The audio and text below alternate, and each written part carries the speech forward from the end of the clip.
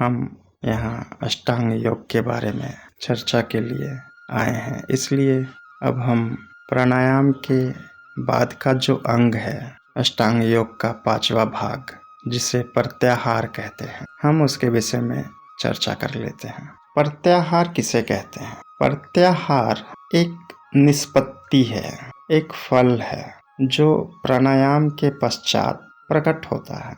प्राणायाम के पश्चात प्रत्याहार स्वयं प्रकट होता है और जिस साधक में प्रत्याहार सिद्ध हो जाता है उस साधक का मन अत्यंत ही संयमित हो जाता है, शांत हो जाता है। फिर प्रत्याहार के समय उस साधक को बाहरी विषय वस्तु का ज्ञान नहीं रहता।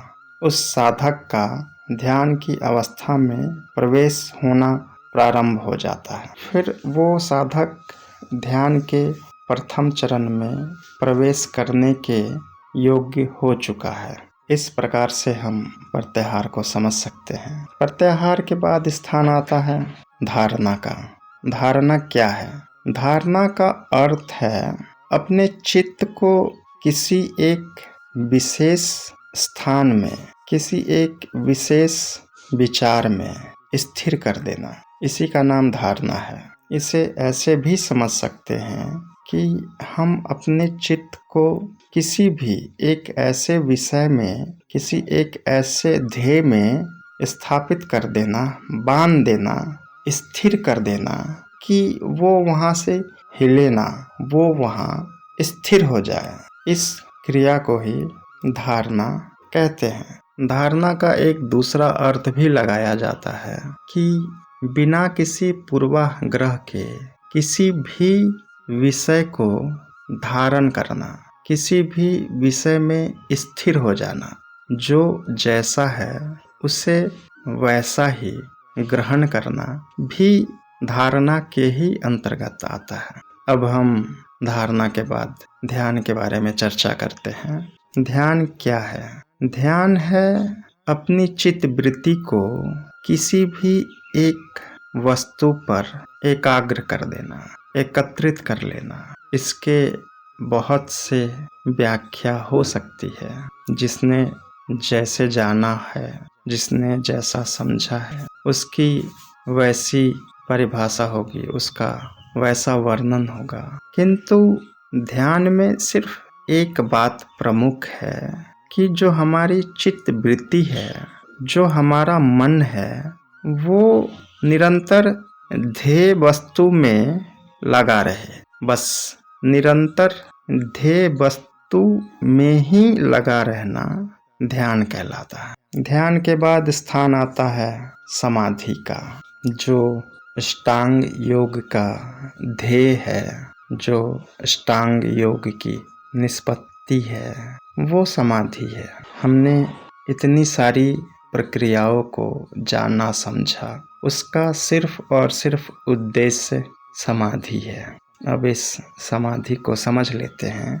समाधि अष्टांग योग के अनुसार समाधि क्या है? अष्टांग योग के अनुसार समाधि को हम इस प्रकार से समझ सकते हैं कि जिस समय हमारा मन या हमारा चित्त ध्येय स्वरूप में ही स्थित हो जाए, अपने स्वरूप में प्रतिष्ठित हो जाए, उसे समाधि कहते हैं।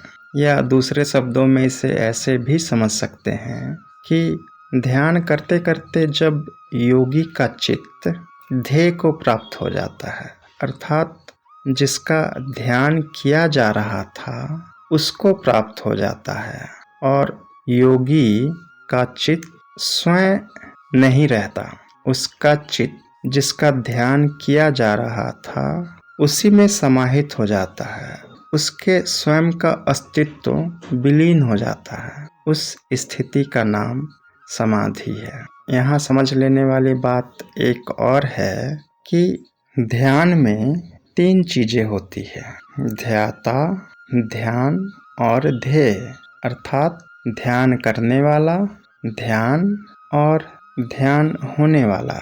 इसे ऐसे भी समझ सकते हैं: करने वाला, देने वाला और होने वाला, अर्थात ध्यान करने वाला, ध्यान देने वाला और ध्यान होने वाला।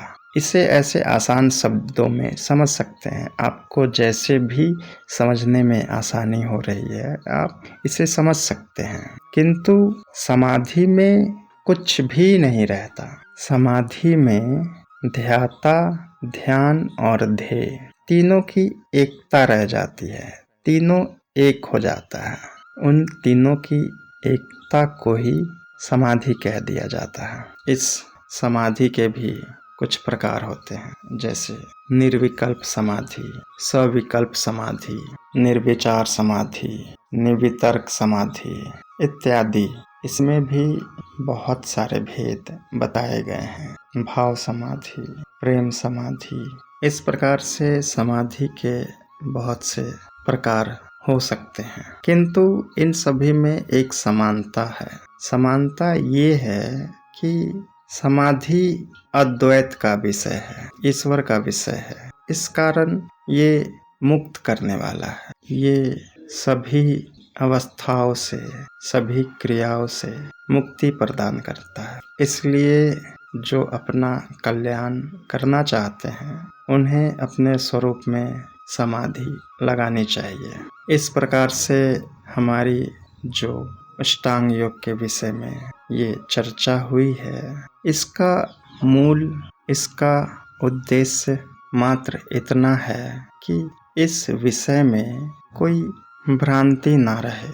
कोई हमारे मन में इस विषय को लेके कोई मान्यता, कोई पूर्वाग्रह इत्यादि शेष ना रहे। और जो भी व्यक्ति इस अष्टांग योग के मार्ग पर चलना चाहते हैं उनके मन में एक स्पष्ट छवि अंकित होनी चाहिए। एक स्पष्ट मार्ग उनके चित्त में प्रकट होना चाहिए कि ये मार्ग या ये विषय मेरे अनुकूल है और मैं इस मार्ग पे चल सकता हूँ। और मेरी कामना और मेरा प्रयास यही होता है कि जो हमारे भीतर की मान्यता है, जो मान्यताएं हमें हमारे समाज के द्वारा, हमें हमारे परिवार के द्वारा विरासत में मिली है, हम उन मान्यताओं से ऊपर उठकर बिना किसी पूर्व आग्रह के,